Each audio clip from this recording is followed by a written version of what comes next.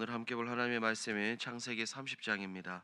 창세기 30장 1절 말씀을 함께 보도록 하겠습니다. 오늘 원래 본문 29장인데 제가 내일 설교 본문을 오늘로 준비해 버렸습니다. 그래서 오늘은 30장을 살펴보고 내일 새벽에 제가 그대로 29장 마지막 말씀을 함께 살펴보도록 하겠습니다. 30장 우리 1절 말씀 함께 읽도록 합니다. 라헬이 자기가 야곱에게서 아들을 낳지 못함을 보고 그의 언니를 시기하여 야곱에게 이르되 내게 자식을 낳게 하라. 그렇지 아니하면 내가 죽겠노라. 아멘.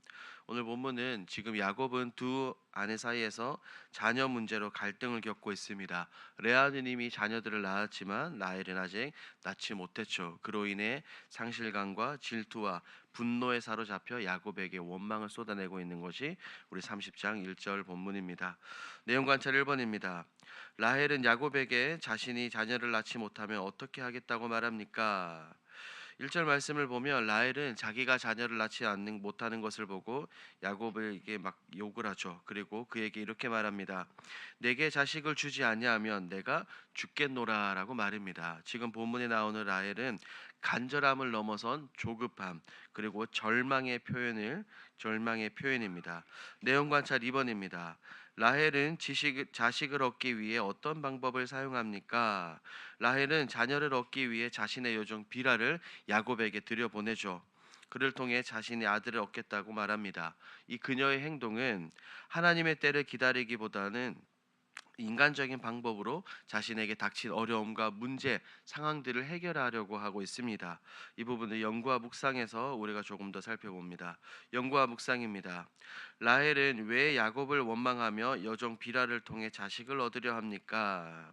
라헬은 분명히 야곱에게 사랑받는 아내였습니다. 하지만 자녀를 낳지 못한다는 이유로 자신의 위치와 정체성을 위협당하고 있다고 그녀는 생각했죠. 언니 레아는 이미 자녀들을 낳았고 그로 인해 라헬은 질투와 열등감, 굉장한 경쟁심에 사로잡히게 됩니다.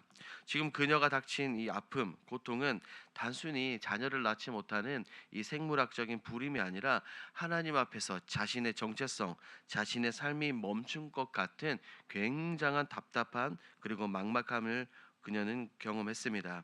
하지만 라헬은 그 아픔을 하나님께 토로하며 기다리기보다는 야곱을 원망하며 자신의 생각대로 여종을 들여보내 자녀를 얻으려는 방법을 선택하죠. 이 모습을 보면 하나님보다는 자신의 욕망과 조급함에 기초한 결정이었다는 것을 볼 수 있어요. 그녀의 모습은 창세기 16장에 보면은 마치 이 사라가 하갈을 통해서 아들을 얻으려고 했던 것처럼 그 모습을 정확하게 닮아 있습니다. 사람이 하나님이 말씀하신 그 약속을 기다리지 못하고 자신의 방법으로 앞서 나아갈 때 생기는 갈등과 상처를 굉장히 반복하고 있습니다. 라헬은 지금 까먹고 있는 것이 있습니다. 무엇입니까? 축복의 근원이 바로 하나님이라는 사실을 잊고 있어요. 그녀는 자녀를 얻는 것이 자신의 존재를 증명하는 유일한 길이라고 착각하고 있습니다.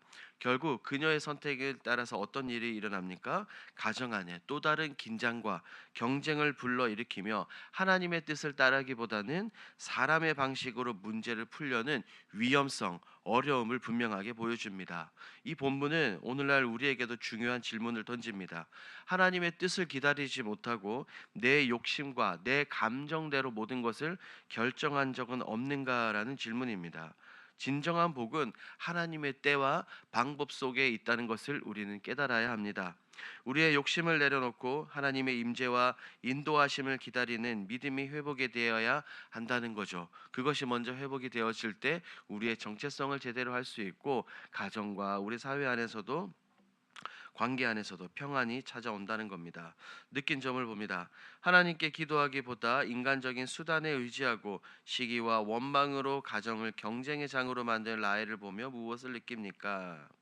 라헬은 자녀를 갖지 못하는 아픔 속에서 하나님께 기도하며 기다리기보다는 원망하고 인간적인 방법에 의지해 여종을 들여보내는 선택을 합니다. 그 결과 가정 안에는 굉장한 아픔이 찾아오죠. 시기와 비교, 경쟁이 자리 잡고 마땅히 축복의 자리가 분열의 장이 되고 맙니다. 이런 모습들을 보며 제 모습을 스스로 돌아보게 됩니다. 하나님께 엎드려 기도하기보다는 인간적인 머리와 계산을 앞세우고 인내보다는 조급함으로 결정하며 하나님을 의지하기보다는 사람의 방식에 더 기대고 의지하려고 했던 그런 순간들, 기억들이 떠오릅니다. 특별히 누군가와 비교하며 마음이 흐려졌던 시간들, 그 안에 숨어 있었던 시기심과 그리고 인정 욕구를 굉장히 적나라하게 부끄럽게 마주하게 되죠. 라헬의 선택은 어떻게 보면 그 당시 문화와 상황 안에서는 자연스러워 보일 수 있었습니다. 하지만 믿음의 시선으로 본다면 분명히 하나님 앞에서 해서는 안 될 행동이었고 하나님을 앞지르는 그런 행동이었습니다. 이런 모습들이 제 안에서도 그리고 때때로 우리 안에도 이런 모습들이 있다는 사실들이 마음이 무겁고 동시에 그런 연약함 가운데서도 결국 우리를 이끌어 주시고 회복시켜 주시는 하나님의 인도하심이 얼마나 감사한지를 다시 깨닫게 되는 본문입니다. 하나님의 복은 쟁취하는 것이 아니라 신뢰와 기다림, 순종 속에서 주어진다는 것을 다시 한번 깨닫게 되죠. 적용입니다. 시기와 불평, 경쟁과 욕심으로 잘못된 선택을 했던 적이 있다면 언제입니까? 우리는 때때로 이렇습니다. 누군가와 비교하면서 왜 나는 저만큼 열매가 없을까? 나는 왜 인정받지 못할까라는 시기와 불평이 때때로는 마음속에 자리 잡습니다. 그 마음은 결국 말과 태도에 영향을 주고 관계에도 상처를 주고 때로는 마음에 공허함만을 남기기도 합니다.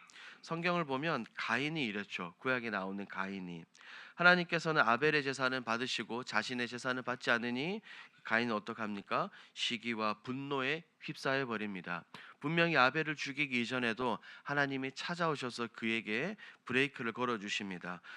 하나님의 경고에도 불구하고 그는 질투심을 이기지 못하고 자신의 동생을 죽이는 비극적인 선택을 합니다. 시기와 경쟁심이 하나님보다 앞서게 될 때 얼마나 무서운 결과를 낳게 되는지 우리는 충분히 이 성경을 통해서 볼 수 있습니다. 시처럼 시기와 욕심은 판단을 흐리고 하나님의 뜻을 따르지 못하게 하는 영적인 장애물이라는 것을 본문을 통해 깨닫게 되죠. 마지막 결단입니다.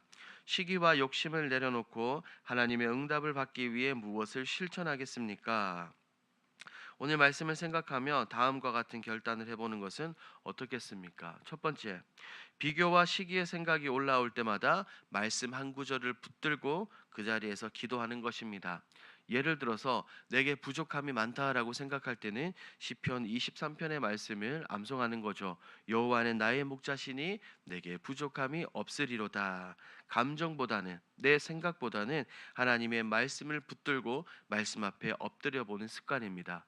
두 번째, 다른 사람의 축복을 시기하지 않고 감사와 축복의 말로 응답하는 것입니다. 주변 사람들이 잘 되는 모습, 하나님께 은혜와 사랑받는 모습을 보며 그것을 시기하지 않고 오히려 감사하는 거죠. 입술을 훈련하는 것입니다. 하나님이 주시는 이 진정한 샬롬, 평안을 지켜가는 것이죠.